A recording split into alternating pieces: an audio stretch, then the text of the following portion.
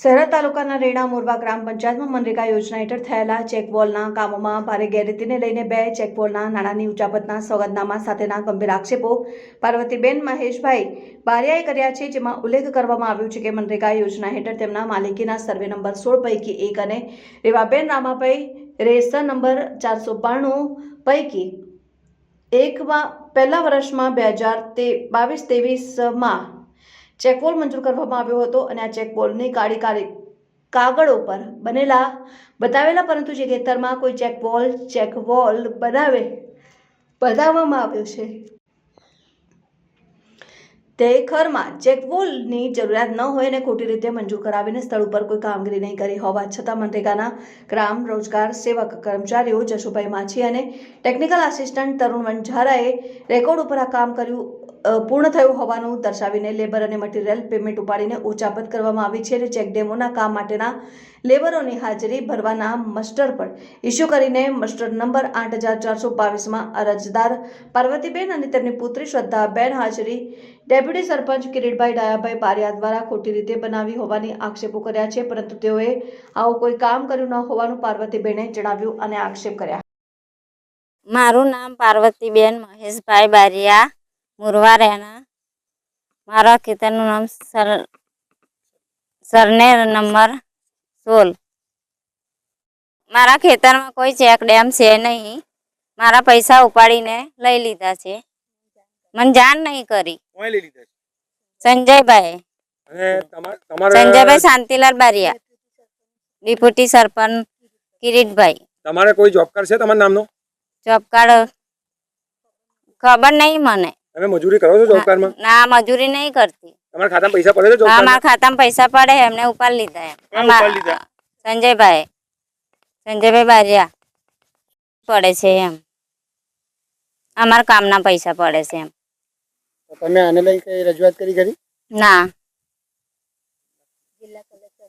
જિલ્લા કલેક્ટરમાં કરી અરજી એમ, મામલતદારમાં આપી. 15 તારીખ સુધી મને નહીં થાય તો હું આત્મા કરી લઈશ. બારિયા દિલીપ કુમાર નરવતભાઈ, ગામ મોરવા રેના. મારો સર્વે નંબર છે 492 પૈકી એક.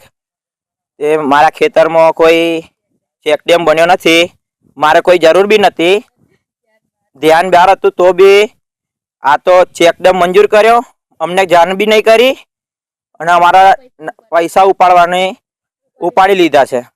આ અંગે તમે કોઈ ફરિયાદ કશું આપ્યું છે? કલેક્ટરને ફરિયાદ આપી હતી. ક્યારે? 4-5 દિવસ જેવું થઈ ગયું છે, તોય કશું થયું નહીં. અમને આનું નિરાકરણ મળે. આના પહેલા કોઈ પૈસા ઉપાડે છે આના? સંજયભાઈ ને કિરીટભાઈ. શું છે આ લોકોનો હોદ્દો શું છે? મહામંત્રી ને ઉપમંત્રી. કયા ગામના છે? રેના મોરવા. ડેપ્યુટી કિરીટભાઈ, ડેપ્યુટી સરપંચ છે કિરીટભાઈ, અને સંજય બારિયા છે મહામંત્રી. હા, તો એ જ લોકોનું. તમે જોબ કાર્ડમાં કામ કર્યું છે? ના. તો તમારા ખાતામાં પૈસા આવ્યા છે? કોઈ પૈસા જ નહીં ને. જાણ બાણ કરી જ નથી તો પછી. અને અહીંયા કોઈ ચેક ડેમ બન્યો બી નથી? ચેક ડેમ બન્યો નથી. પૈસા ઉપડી ગયા છે? પૈસા ઉપડી ગયા છે. તમારા ધ્યાન પર પૈસા ઉપડી ગયા છે? હા, અહીં કોઈ ચેક ડેમ જ બને જ નથી પછી. અંદર તમારા ખેતરનો ઉલ્લેખ કરેલ છે? હા. હું મોરવા રેનાની રહેવાસી છું. મારું નામ પટેલ ભાવિનાબેન રાજેશભાઈ છે. હું મોરવા રેનાની એક જાગૃત નાગરિક તરીકે મેં મનરેગાના ભ્રષ્ટાચાર કૌભાંડનું બહાર કાઢ્યું હતું. એક વિધવા સ્ત્રી છે, એની જાન બહાર એક ચેકડેમ બન્યો જ નથી ખેતરમાં, અને વિધવા સ્ત્રીના નામે પૈસા મંજૂર કરી દીધા છે. બેનનું નામ પાર્વતીબેન મહેશભાઈ બારિયા છે, અને બીજા રેવાબેન રામાભાઈ બારિયા છે.